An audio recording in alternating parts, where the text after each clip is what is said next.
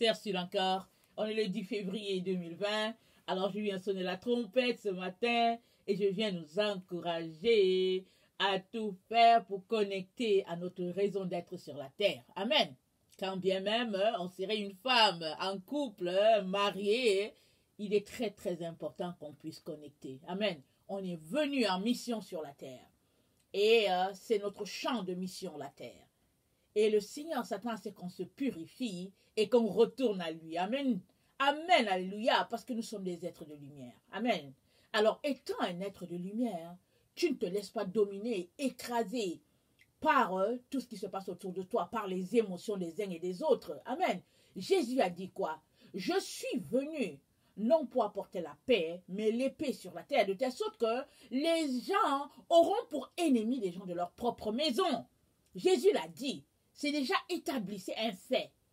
Et il te revient, toi, à te hisser au-dessus de tout cela pour pouvoir accomplir ta mission. Jésus est passé par là. Rappelons-nous, j'aimerais ça qu'on lise rapidement. Je pense que c'est dans... excusez, il ne faut pas que je me trompe. C'est dans Jean 7. Oui, si j'ai bonne mémoire, on va aller regarder ça rapidement. La mémoire souvent fait défaut, mais quand même, par la grâce de Dieu, l'esprit est là. Et ça nous communique souvent des références. Alors, on va regarder dans Jean 7. Et... attendez. Voilà, Jean 7, le verset 1, ça dit... Après cela, Jésus parcourait la Galilée, car il ne voulait pas séjourner en Judée, parce que les Juifs cherchaient à le faire mourir. Or, la fête des Juifs, la fête des tabernacles était proche. Et ses frères lui dirent, pars d'ici et va en Judée, afin que tes disciples voient aussi les œuvres que tu fais. Personne n'agit en secret lorsqu'il désire paraître. Si tu fais ces choses, montre-toi toi-même au monde. Car ses frères non plus ne croyaient pas en lui, ses frères. Jésus leur dit, mon temps n'est pas encore venu, mais votre temps est toujours prêt. Le monde ne peut vous haïr, mais moi, il me hait, parce que je rends de lui le témoignage que ses œuvres sont mauvaises. Alléluia. Montez-vous à cette fête. Pour moi, je n'y monte point, parce que mon temps n'est pas encore accompli. Après leur avoir dit cela, il resta en Galilée. Amen. Jésus était combattu par les gens de sa propre maison. Mais cela n'a pas empêché Jésus-Christ d'accomplir sa mission sur la terre. Alléluia. Et il est l'exemple ultime, l'exemple que nous regardons et puis nous disons, waouh. Alors, Jésus n'est pas là juste pour qu'on le mette dans une vitrine, là pour dire, oh oui, ouais, moi je suis chrétien, je suis sauvé tel jour, et puis bon voilà. Non, Jésus a marché pour que toi aussi tu puisses marcher. Amen. Que le Seigneur nous donne de réaliser que c'est ça, c'est à cela que nous sommes appelés. Et pour cela, il faut que tu trouves ton appel. Et il faut que ta relation avec Dieu soit telle que ils disent enfin, elle a compris, il a compris, le moment est venu que je puisse lui confier plus. Amen. Et je souhaite cela pour chacun d'entre nous, malgré les oppositions qu'on peut avoir sur notre chemin. Alléluia, que son nom soit béni. Alors aujourd'hui, je viens continuer sur ce que j'ai commencé hier. J'ai établi, au fait, une base, une seule chair, deux âmes et deux esprits. Amen. Alors, si tu es marié, alors tu es une même chair avec ton mari ou ta femme. Et une seule chair par le lien de la sexualité, le lien du mariage. Alors en cela, la Bible dit que le corps du mari appartient à la femme et le corps de la femme appartient au mari. Et la Bible nous encourage à prendre soin du corps de l'autre parce que mon corps, c'est celui de mon mari et le corps de mon mari, c'est le mien. Si bien que si il y a l'amour de Dieu entre les deux, alors au fait, on prend tellement soin, on prend tellement bien soin de l'autre, on travaille à l'épanouissement de l'autre, si bien que l'équilibre est là et puis le Seigneur est glorifié. C'est un exemple comme ça de famille que le Seigneur aimerait. Amen. Mais malheureusement, ce n'est pas tout le temps comme ça. Alors, quand bien même dans ta famille ou bien dans ton couple, il y aurait opposition, il est important que toi, tu puisses connecter à ta raison d'être sur la terre. Et si Jésus te l'a montré, il ne faut pas que l'opposition entre ta femme ou bien l'opposition avec ton mari t'empêche d'accomplir ta mission. Parce que plusieurs dépendent de toi. Il y a plusieurs que Dieu a accrochés à toi, qu'il a mis sur ta liste, en disant que c'est toi qui vas les sauver, ou bien ils seront sauvés par toi. Il est donc important que tu puisses te réaliser et puis faire que ces gens-là voient ta lumière et ils viennent au Seigneur. Parce que tu n'accuseras pas le Seigneur, tu n'accuseras personne, tu n'accuseras pas l'autre. D'autant plus que Jésus lui-même est passé par des moments comme ça. Et il a triomphé pour que toi et moi nous puissions triompher aussi. Amen. Béni soit son nom. Alors, je vais m'arrêter aujourd'hui sur Matthieu 19, le verset 3 à 12. Matthieu 19, le verset 3 à 12. J'ai déjà 2 leçons préparées là-dessus. Alors, il se pourrait que ça me demande une 3e leçon. Dieu seul sait. Toutefois, j'aimerais qu'on passe en revue certaines écritures. Amen. C'est ça, il faut étudier la parole. Il faut aller au-delà de nos croyances, nos traditions et puis bon, nos pensées qui ne sont pas forcément les pensées de Dieu. Amen. Béni soit le nom de ce Dieu glorieux-là. Amen. Alors, Matthieu 19, le verset 3 à 12, ça nous dit ceci. Les pharisiens l'abordèrent et dirent, pour l'éprouver, est-il permis à un homme de répudier sa femme pour un motif quelconque? Il répondit, n'avez-vous pas lu que le Créateur au commencement fit l'homme et la femme, et qu'il dit, c'est pourquoi l'homme quittera son père et sa mère, s'attachera à sa femme et les deux deviendront une seule chair.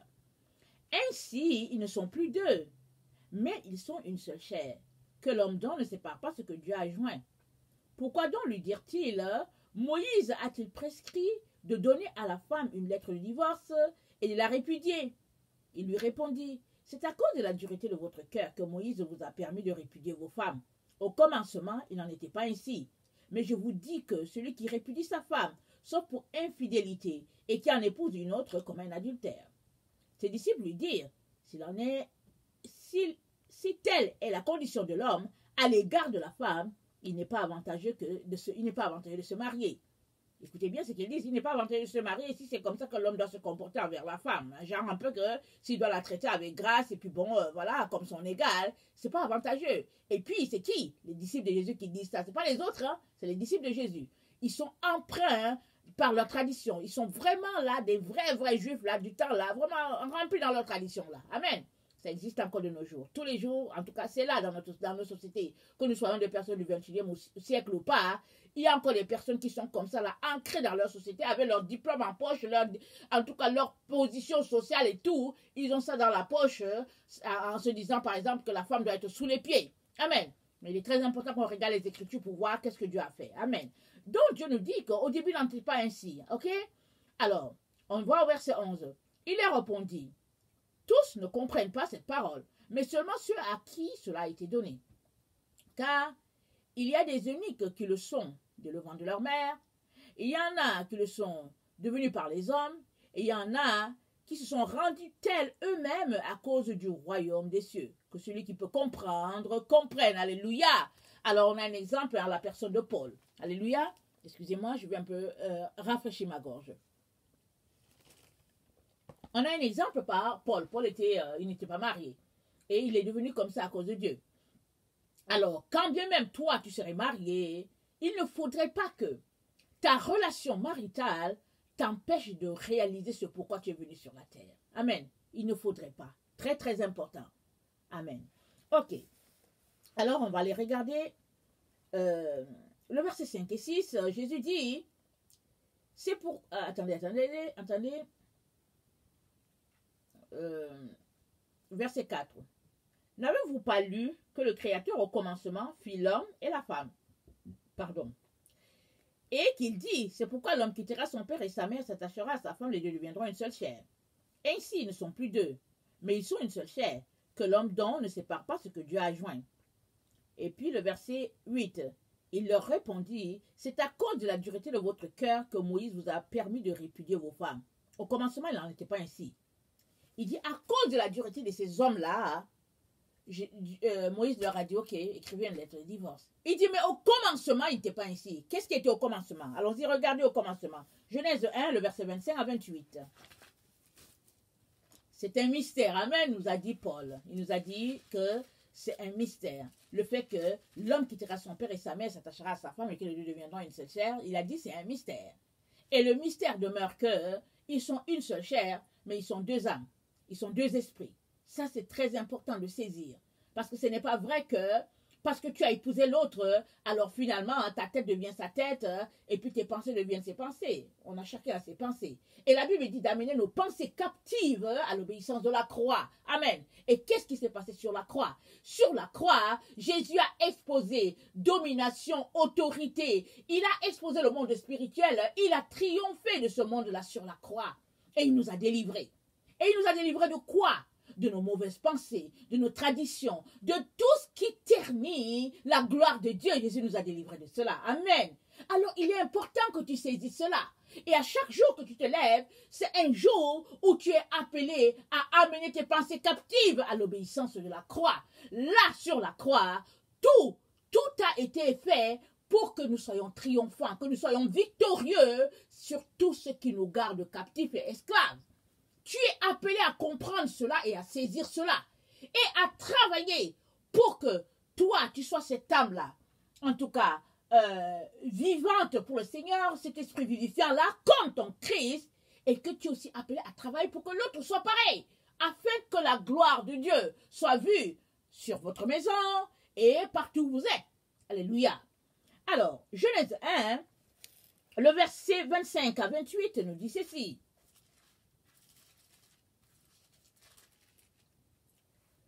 Dieu fit les animaux de la terre selon leur espèce, le bétail selon son espèce, et tous les reptiles de la terre selon leur espèce. Dieu vit que cela était bon. Dieu dit, faisons l'homme à notre image, selon notre ressemblance, et qu'il domine sur les poissons de la mer, sur les oiseaux du ciel, sur le bétail, sur toute la terre, et sur tous les reptiles qui rampent sur la terre. Dieu créa l'homme à son image. Dieu créa l'homme à son image, il le créa à l'image de Dieu. Il créa l'homme et la femme. Dieu les bénit, et Dieu leur dit, soyez féconds, multipliez, remplissez la terre, la subjettissez, et dominez sur les poissons de la mer, sur les oiseaux du ciel, et sur tout animal qui se meut sur la terre. Puis Dieu dit, voici je vous donne toute herbe portant la semence, et qui est à la surface de toute la terre. Et tout arbre ayant en lui du fruit d'arbre et portant de la semence, ce sera votre nourriture. Et à tout animal, on va s'arrêter là, ce sera votre nourriture. On s'arrête là, les consignes de l'Éternel à Adam et Ève. Et c'est dit, verset 27, Dieu créa l'homme à son image. Il le créa à l'image de Dieu. Il créa l'homme et la femme. Ok? On va aller au verset 22. Verset 21. Alors, l'Éternel Dieu fit tomber un profond sommeil sur l'homme, qui s'endormit. Il prit l'une de ses côtes et referma la chair à sa place. L'Éternel Dieu forma une femme de la côte qu'il avait prise de l'homme, et il l'amena vers l'homme. Et l'homme dit, voici cette fois-ci, celle qui est eau de mes os et chair de ma chair. On l'appellera femme parce qu'elle a été prise de l'homme. On l'appellera femme, elle a été prise de l'homme. Alors, si nous comprenons toute cette histoire de la création, Dieu a créé Adam et Ève. Il a façonné Adam et Ève de ses mains. Et, un moment est venu, il a fait tomber Adam et Ève dans un profond sommeil. Et de Adam, il a fait sortir Ève. Et il y avait une personne. Et Dieu lui-même a fait que la seule personne qui était là, il a tiré le côté féminin de cette personne-là et il en a fait une femme. Mais les deux ensemble, ça forme une personne. C'est pourquoi il dit c'est un mystère, une seule chair. Ils sont une seule chair. Parce que Ève a été tirée de Adam. Alors ils forment une seule chair. Mais on le voit bien, c'est deux personnes différentes. La preuve est que c'est Ève qui a d'abord goûté à ce fruit-là qu'elle a trouvé bon, et après elle est venue corrompre son mari.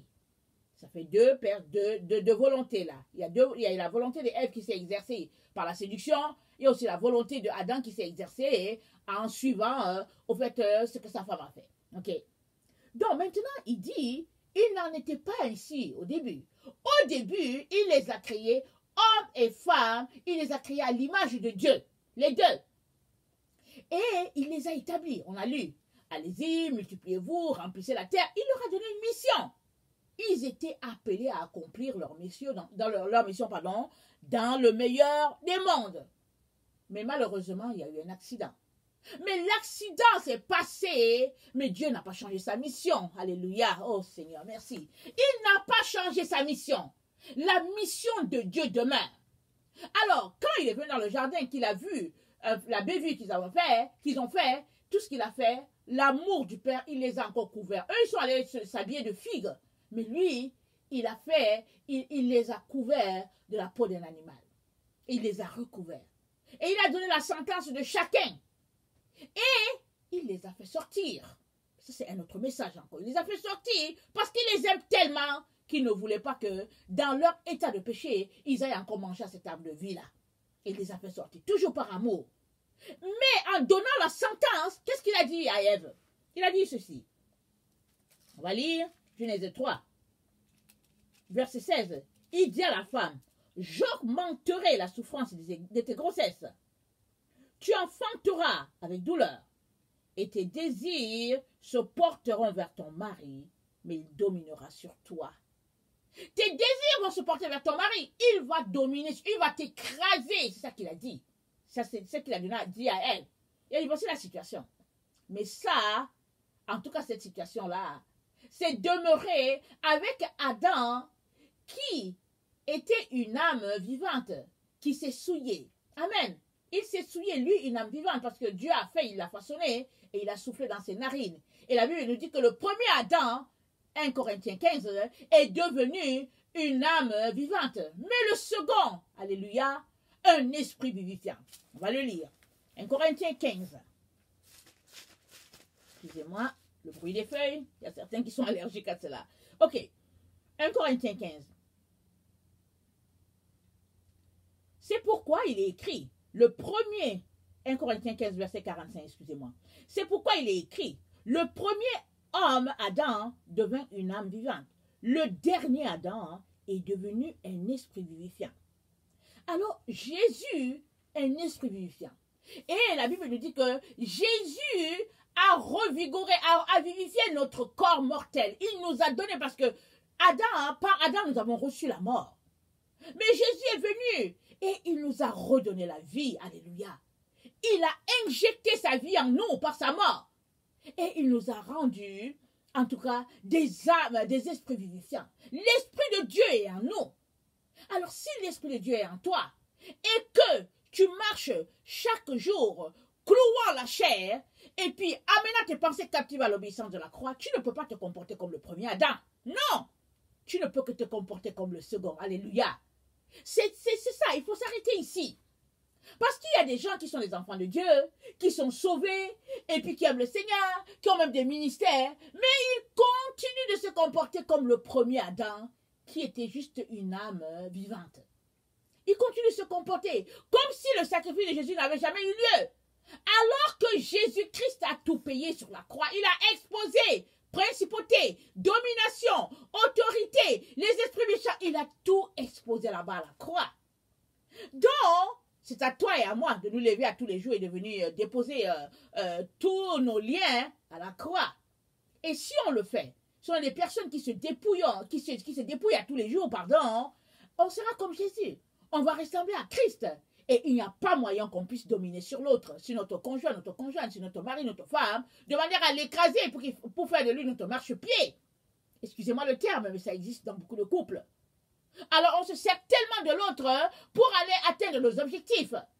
Alors quand les gens sont portés vers une certaine carrière, ils vont piétiner sur leur femme ou bien sur leur mari. Ils vont se hisser dessus de telle sorte que l'autre reste au pied et puis tu te hisses sur l'autre et puis pour avoir une certaine vision et puis pour avoir une certaine lumière mondaine. Mais Dieu dit non, c'est pas comme ça. Tu es appelé à marcher avec l'autre parce que vous êtes des esprits vivifiant. Vous avez été vivifié. C'est-à-dire Dieu vous a redonné la vie. Et c'est la vie de Christ qui est en chacun de vous. Alors, au début, il dit qu'il n'en était pas ainsi. Jésus leur dit. Il dit qu'au début, ce n'était pas comme ça. Et qu'est-ce qui est au début? il a créé l'homme et la femme, il a tiré la femme de l'homme, il a enlevé le côté féminin et il a fait une femme. Et il a dit, les deux sont une seule chair, les deux sont, en tout cas, ils sont collés, ils sont une seule chair. Mais, c'est deux âmes, c'est deux esprits. Afin que chacun puisse prendre de ce qui est en lui, le mettre au service de l'autre, pour que la gloire de Dieu puisse se répandre sur la terre et pour qu'il puisse faire l'œuvre de Dieu. L'exemple en est que c'est Ève qui porte le bébé. C'est la femme qui porte l'utérus, c'est dans la femme, même s'ils sont en train avec leur technologie pour voir comment les hommes peuvent accoucher. Dieu n'a pas conçu ça, Dieu n'a pas créé ça. On ne sait pas quel monstre ils vont mettre sur la terre. Mais toujours est-il que c'est Ève qui porte. Et pourtant, l'enfant, c'est pour les deux. Parce que la semence, elle vient de l'homme. Et puis, c'est Ève qui porte. Alors, si nous nous comportons comme ça, si nous comprenons que le fruit qui sort d'un couple, c'est ça l'exemple parfait d'un comportement qu'on doit observer dans un couple, on ne va pas bloquer l'autre. On ne va pas l'empêcher de pouvoir s'épanouir spirituellement. Parce que c'est à lui, ou bien c'est à elle que Dieu a donné quelque chose. Il a donné un appel. Mais toi aussi, tu as ton appel. Et puis, si vous comprenez, si vous avez la pensée de Christ, chacun doit travailler de manière à ce que l'appel de l'autre soit tellement fait de façon polie pour que la gloire de Dieu soit répandue sur la terre. Parce que c'est à Adam et Ève qu'il a dit assujettissez, multipliez. Il n'a pas dit à l'un fais ceci et à l'autre tu restes regarder. Non. Il a dit travaillez ensemble de manière à courir avec la vision. Amen. Nous sommes donc appelés à courir avec cette vision-là. Maintenant, si il y a un problème, que ça bloque, arrêtons-nous, regardons à nous, mais ne regardons pas à l'autre. Ne cherchons pas à condamner l'autre en disant que bon, voilà, c'est pas fait, c'est pas accompli, c'est pas réussi. Amen. Alors, on va regarder. Excusez-moi de regarder mes textes.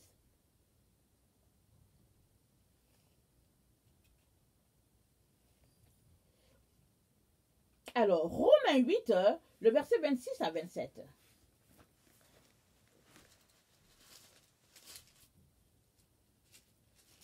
Romains 8. Le verset 26 à 27.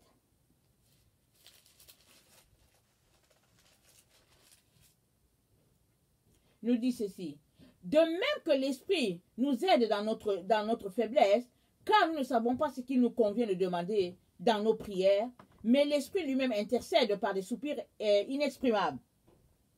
Et celui qui sonde les cœurs connaît quelle est la pensée de l'Esprit, parce que c'est selon Dieu qu'il intercède en faveur des saints. Alors l'Esprit intercède en nous par des soupirs. Alors très souvent, tu ne sais même pas quoi demander. Et l'Esprit, il n'envoie pas des soupirs déjà, il t'envoie la direction de Dieu. Il intercède déjà pour toi. Et c'est par l'Esprit souvent que tu as les rêves, que tu as la direction de Dieu. Et tu finis par savoir que, ah tiens, Dieu m'a appelé là, dans ce domaine-là. Alors, je devrais y aller.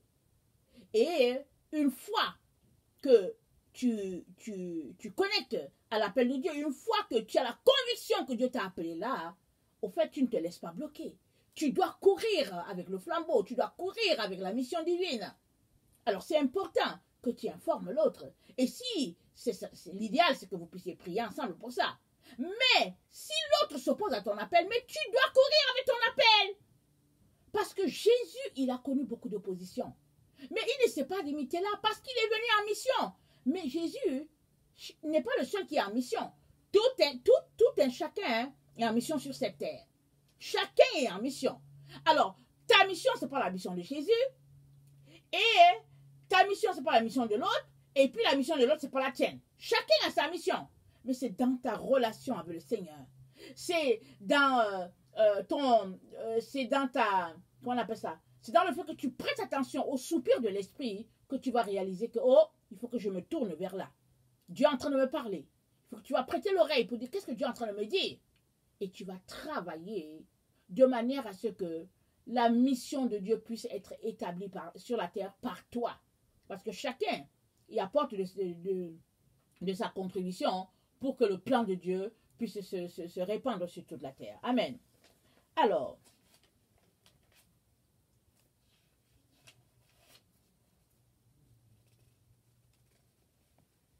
excusez-moi de tourner mes pages.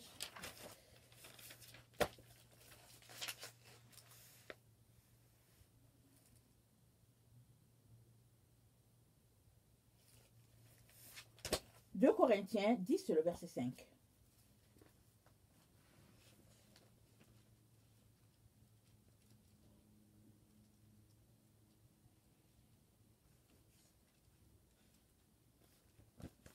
Excusez-moi. 2 Corinthiens 10, verset 5 nous dit, nous renversons les raisonnements et toute hauteur qui s'élève contre la connaissance de Dieu et nous amenons nos pensées captives à l'obéissance de Christ. Nous sommes prêts aussi à punir toute désobéissance lorsque votre obéissance sera complète. Vous regardez à l'apparence. Si quelqu'un se persuade qu'il est de Christ, qu'il se dise bien en lui-même que comme il est de Christ, nous aussi nous sommes de Christ. Ok, on va s'arrêter là. Ici, c'est Paul qui est en train de débattre d'une situation où, il y a eu des gens, des intrus dans son ministère, et puis qui essaie de convaincre les autres que Paul est comme ci, Paul est comme ça. Mais il les encourage à renverser toute pensée, tout raisonnement, toute hauteur qui s'élève contre Dieu. Et ça, c'est pareil pour toi et moi. Parce que si nous sommes dans une relation maritale et que Dieu nous a appelés à travailler pour, comment on appelle ça là? Il nous a appelés à travailler ensemble pour son œuvre. Il est aussi important qu'on comprenne que on a toujours, le vent va souffler. La tempête sera là. Et l'idéal, c'est de se tenir ensemble pour faire avancer l'œuvre de Dieu. Parce que la Bible dit que deux valent mieux qu'un. Si l'un tombe, l'autre le relève. Et ça, c'est dans une situation idéale. Malheureusement, ce n'est pas toujours comme ça. Mais tu ne devrais pas laisser aller ton appel. Surtout dans une situation où tu es une femme. Parce que très très souvent, c'est les femmes qui se retrouvent blâmées, écrasées dans cela. Et souvent pour acheter la paix, elles laissent tomber. Mais n'oublie pas, tu es appelé à faire quelque chose sur la terre. Oui, si ton appel, c'est juste de rester au niveau de la maison, porter les grossesses, faire la nourriture, t'occuper des enfants, fais-le. Ça, c'est un métier très noble, c'est extraordinaire. Amen. Moi, je suis allée à l'école, c'est quand je suis restée à la maison que je me suis rendu compte qu'il n'y a pas meilleur métier que ce métier-là. Et j'ai beaucoup aimé, et puis si c'était à refaire, j'allais encore le refaire, d'autant plus que je suis à la maison. Je suis à la maison, et puis mes enfants, ils ont grandi, certains sont devenus des adultes, d'autres sont des adolescents, et puis j'ai encore des petits. Mais j'aime tellement ce que le Seigneur a fait pour moi, parce que là, si j'étais allée travailler à l'extérieur, en tout cas, je ne vois pas comment j'allais connecter à mon appel. Mais toujours est-il que je suis appelé à renverser toute forteresse, tout raisonnement, tout ce qui s'élève contre la connaissance de Dieu. Et cela, c'est bien, c'est pareil, je suis appelé à le faire, pareil pour mon mari. Okay. Alors, il est appelé à faire sa part, je suis appelé à faire la mienne. Amen.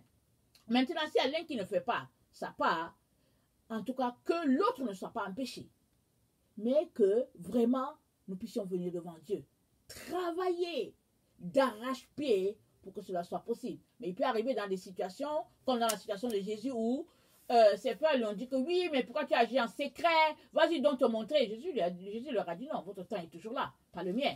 Par contre, dans Jean 14, j'ai bonne mémoire, on va regarder. Dans Jean 14,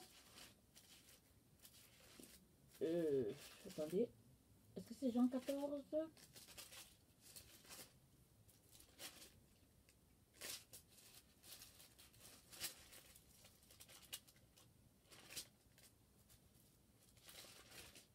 Oh non, c'est pas Jean 14, Jean 10. Dans Jean 10, on dit, on célébrait à Jérusalem, verset 22, on célébrait à Jérusalem la fête de la dédicace. C'était l'hiver. Et Jésus se promenait dans le temple sous le portique de Salomon. Les Juifs l'entourèrent. Jusqu'à quand nous tiendras-tu notre esprit en suspens? Si tu es le Christ, dis-nous-le franchement. Jésus leur répondit, je vous l'ai dit, et vous ne me croyez pas. Les œuvres que j'ai faites au nom de mon Père rendent témoignage de moi. Ok. Jésus, il a dit à ses frères qu'il n'allait pas, mais finalement, par après, il est parti. Il est parti. Et à un moment donné, je pense que je suis pas dans le passage, à un moment donné, il y a quelqu'un qui lui a dit, ta famille est là, tes frères et tes sœurs sont là. Et puis Jésus lui a dit, qui est mon frère, qui est ma soeur? C'est celui qui fait la volonté de mon Père. Alors, quand on met les deux passages ensemble, on comprend que il fut un temps où il ne comprenait pas Jésus, où sa famille ne le comprenait pas. Alors, il trouvait que, en tout cas, pourquoi il faisait les choses en cachette? Mais ce n'était pas encore le temps de Jésus d'être en public. Et finalement, on dirait qu'ils ont fini par saisir. Et ils sont allés à l'endroit où il était. Ils sont allés le voir. Et les gens lui disent, hé, ta famille est là. Et Jésus dit que non, qui est ma famille, qui sont mes frères, mes sœurs, c'est ceux-là qui écoutent la volonté, qui font la volonté de mon Père. Question de dire que tu peux être combattu. Le problème, ce n'est pas le fait que tu sois combattu, ça fait partie du travail par lequel, ou bien ça fait partie du cheminement de ton cheminement. Parce que s'il n'y a pas opposition, tu ne vas pas, faire sortir le meilleur de toi. Parce que le feu brûle pour épurer l'or. Et c'est pourquoi Dieu permet les épreuves sur notre chemin. Mais ne te limite pas, ne te bloque pas à cause de l'épreuve. Ne reste pas là en disant que bon, il y a une épreuve, finalement, je n'avance pas. Mais non, il y a une épreuve. Alors, c'est à toi de venir dans la prière. C'est à toi d'augmenter l'intensité du feu pour que la volonté de Dieu puisse se réaliser. Parce que après, ces mêmes gens qui te combattent, ils vont venir et recevoir de cette lumière-là, recevoir de cette eau-là, recevoir de cette bénédiction-là. Amen. Que le Seigneur nous donne vraiment de pouvoir connecter à ce qu'il veut pour nous et que malgré l'opposition, nous puissions avancer afin que son règne puisse s'établir sur la terre. Alors voilà, si tu es quelqu'un qui ne connaît pas le Seigneur, je viens te dire que la seule personne qui peut te sauver, c'est Jésus-Christ. C'est lui le pont que Dieu a établi entre lui et les hommes. Maintenant, peut-être que tu es quelqu'un qui cherche et puis bon, tu essaies de voir par-ci par-là, mais c'est Jésus le chemin. Je viens t'encourager à poser la question à Dieu et il te répondra en t'envoyant effectivement Jésus-Christ. Amen. Alors voilà, je vous aime beaucoup et Dieu davantage. Soyez bénis. Merci.